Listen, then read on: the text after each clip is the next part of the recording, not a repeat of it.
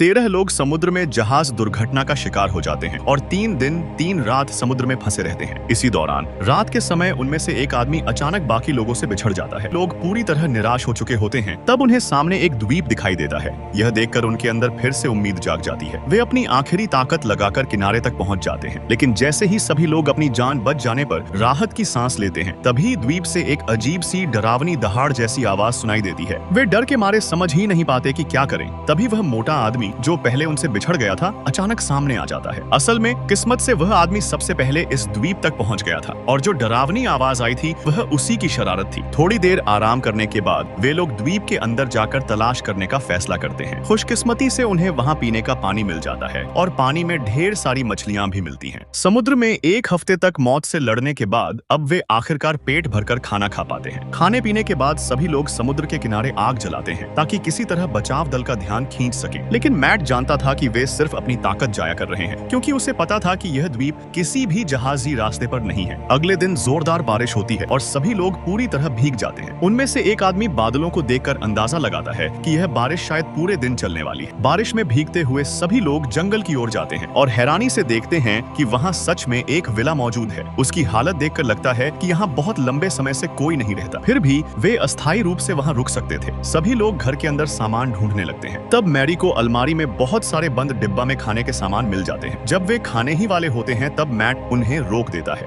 क्योंकि उन्हें नहीं पता कि वे यहाँ कितने दिन फंसे रहेंगे, इसलिए खाने को बचाकर रखना जरूरी है। लेकिन बाकी सभी लोग उसकी बात मानने से इनकार करते। उनका मानना होता है कि पहले पेट भरना ज्यादा जरूरी है। मैट बेबस होकर गुस्से में बाहर चला जाता है। रात में सभी लोग सूखे कपड़े पहन लेते हैं, लेकिन तब पता चलता है कि एक कपड़ा कम है। असल में उन्हें 12 लोग होने चाहिए थे। सिर्फ कियांग के पास सूखे कपड़े नहीं होते, इसीलिए वह गीले कपड़ों में ही सो जाता है। सुबह होते ही ऑटिज्म से पीड़ित जिम को घर में मिला एक नोटबुक याद आता है। अचानक उसे उसमें कुछ अजीब दिखाई देता है। वह छत पर जाकर देखने के बाद पक्का कर लेता है कि नोटबुक में जिस जगह का जिक्र है वह पास ही है। वह नोटबुक साथ लेकर उस जगह की ओर निकल जाता है। जब बाकी लोग जागते हैं तो देखते हैं कि जिम गायब है। अगले दिन जिम फिर से नोटबुक देखता है और उसमें कुछ नया पता चलता है। इसके बाद वह अकेले ही पहाड़ की चोटी की ओर दौड़ पड़ता है। जब आया केली को इसका पता चलता है तब तक जिम पूरी तरह गायब हो चुका होता है। सभी लोग उसे ढूंढना शुरू करते हैं। पहाड़ की चोटी पर उन्हें 2 कब्रें मिलती हैं। यह देखकर कैली घबरा जाती है और जिम को ढूंढने के लिए और ज्यादा बेचैन हो जाती है। मैट सुझाव देता है कि सब लोग अलग अलग दिशाओं में खोज करें। थोड़ी देर बाद किसी को जिम के पैरों के निशान मिलते हैं और उन्हीं निशानों का पीछा करते हुए वे जिम तक पहुंच जाते हैं। जिम को होश आ जाता है, लेकिन जैसे ही वह परिचित चेहरों को देखता है वह बुरी तरह डर जाता है। ऐसा लगता है जैसे उसने कुछ बेहद डरावना देख लिया हो। उसकी आंखों में सिर्फ घबराहट होती है। क्या चोट लगने से पहले उसने कोई खौफनाक चीज देख ली थी? जब जिम वापस शिविर में लौटता है तो सभी लोग जानना चाहते हैं इस द्वीप पर कौन सा भयानक रहस्य छिपा है, लेकिन डरे हुए जिम से कोई जवाब नहीं मिलता। अब सच्चाई जानने का एक ही तरीका होता है, खुद धीरे धीरे इसकी जांच करना। सब लोग यह चर्चा करने लगते हैं कि यहाँ से कैसे निकला जाए। तभी मैट सुझाव देता है कि वे 2 समूह बनाएं। एक समूह जिंदा रहने के लिए सामान इकट्ठा करेगा और दूसरा समूह यहाँ से निकलने का रास्ता ढूंढेगा। मोटा आदमी तुरंत इस योजना से सहमत हो जाता है, क्योंकि किसी को नहीं पता कि यहाँ से निकलने में कितना समय लगेगा। सबसे अच्छा तरीका यही होता है कि सब मिलकर काम करें। जल्द ही सभी लोग अलग अलग काम में लग जाते हैं। मैट लोगों के साथ घर की मरम्मत और खाना ढूंढने लगता है, जबकि मोटा आदमी कुछ लोगों को समुद्र के किनारे लकड़ी इकट्ठा करने और आग जलाने भेजता है, उस जहाज का इंतजार करने के लिए जो शायद कभी नहीं आएगा। रात में मोटे आदमी का समूह विला से लाई हुई शराब पीता है और कुछ देर के लिए फंसे होने की चिंता भूल जाता है। पेट भरने के लिए जिम जंगल में एक जंगली मुर्गा पकड़ लेता है।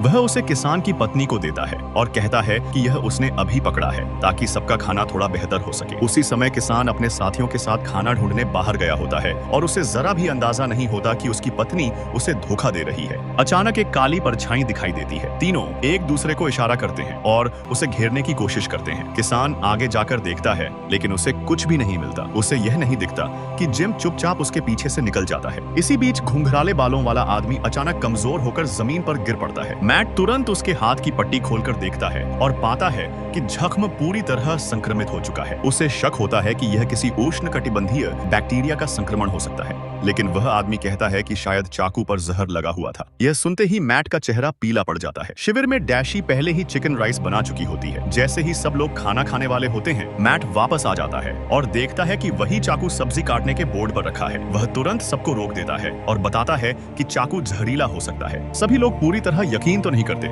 लेकिन डर के मारे खाना नहीं खाते। तभी लिसा जोर से कहती है कि उसे इस द्वीप का राज समझ में आ गया है। सब लोग तुरंत घर के अंदर भागते हैं। लिसा कहती है कि यहाँ जरूर छुपे हुए कैमरे लगे हैं और वे सब किसी रियलिटी शो का हिस्सा हैं, जिसे लाइव दिखाया जा रहा है। मैट उसकी बात सुनकर बेहद परेशान हो जाता है और उसे रोकने की कोशिश करता है। तभी किसान घुंघराले आदमी को पीठ पर लादकर वापस आता है। उस समय तक वह आदमी बेहोश हो चुका होता है और उसकी सांसें भी रुक जाती हैं। सब लोग एक दूसरे की तरफ देखते रह जाते हैं और समझ नहीं पाते कि क्या करें। सभी लोग उसे उठाकर घर के अंदर ले जाते हैं। मैट बच्चों की डॉक्टर लिसा को अंदर बुलाता है ताकि वह मदद कर सके, लेकिन लिसा अब भी जिद करती रहती है कि यह सब